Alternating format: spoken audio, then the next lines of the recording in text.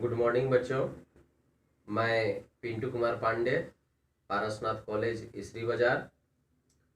बच्चों, इस कोविड-19 को देखते हुए हम लोगों की पढ़ाई जो पीछे चली जा रही है, जिसके कारण हमारे कॉलेज के प्रिंसिपल सर और जितने भी स्टाफ हैं, सभी लोगों ने हम लोगों ने एक ऑनलाइन पढ़ाने की व्यवस्था की है।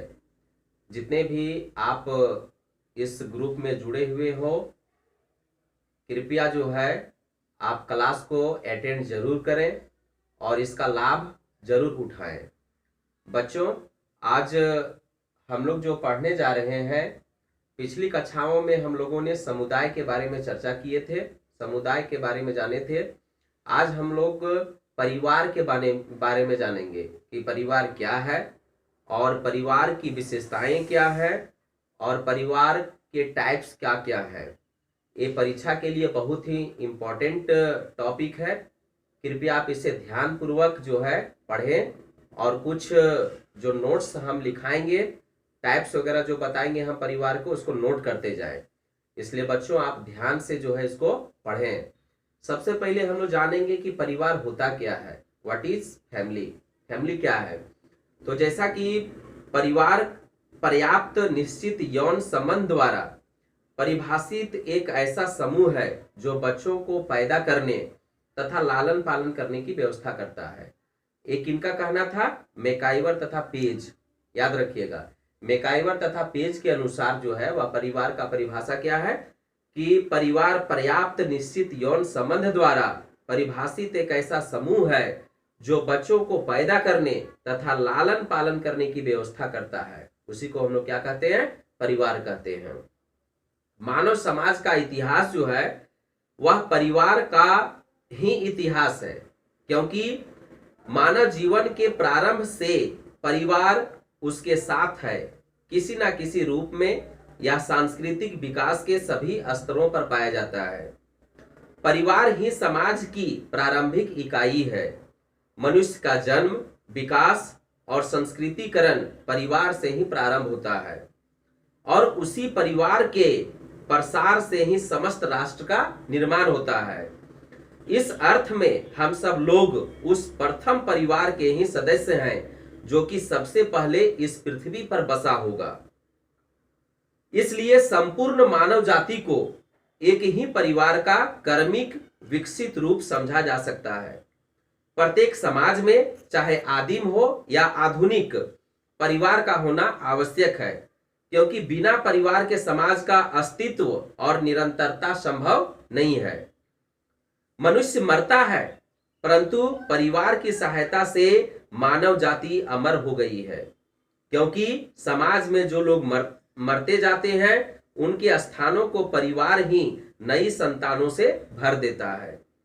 इस प्रकार परिवार द्वारा मृत्यु और अमरत्व, दो विरोधी अवस्थाओं को सुंदर समन्वय संभव हुआ है।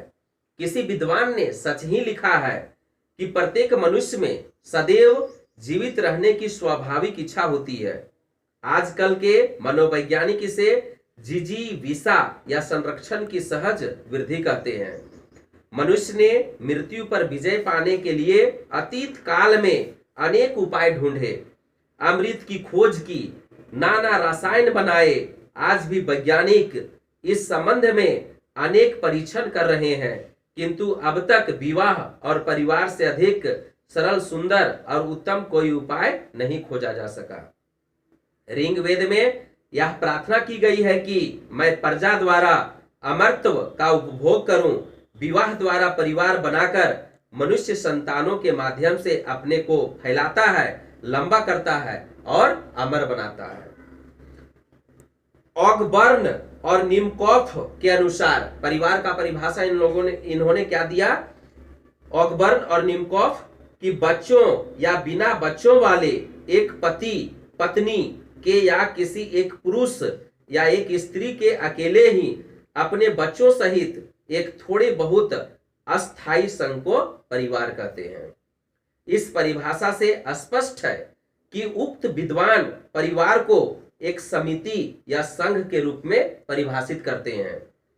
और इस बात पर बल देते हैं कि इस संघ या समिति का निर्माण एक पति पत्नी और उनके बच्चों के सम्मिलित से या केवल पति पत्नी के योग से या विधवा स्त्री और उसके बच्चों के सम्मिलित रूप में रहने से या पुरुष और उसके बच्चों के ही साथ साथ रहने से हो सकता है या होता है।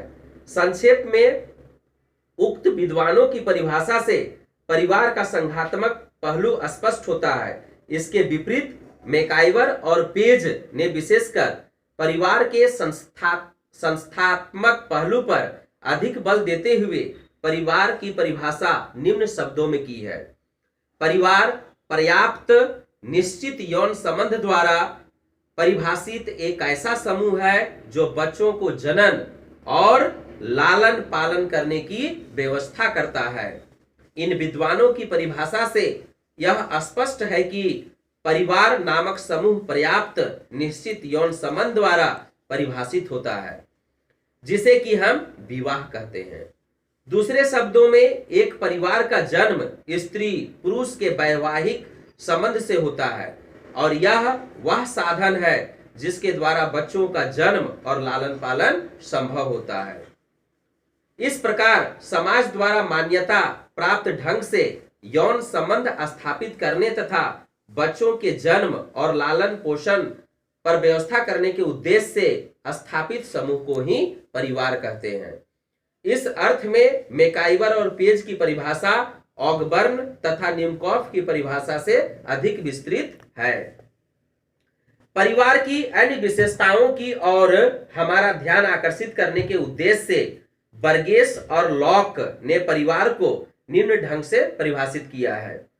एक परिवार विवाह, रक्त संबंध या गोद लेने के संबंधों से संबंध व्यक्तियों का एक ऐसा समूह है जो कि एक गृहस्थी का निर्माण करते हैं और जो एक दूसरे के साथ अंतःक्रिया और अंतः संदेश करते हुए पति पत्नी, माता पिता, लड़के लड़की और भाई बहन के रूप में अपने अपने सामाजिक कार्यों को करते रहते हैं और एक सामान्य संस्कृति को बनाते व उसकी रक्षा करते हैं।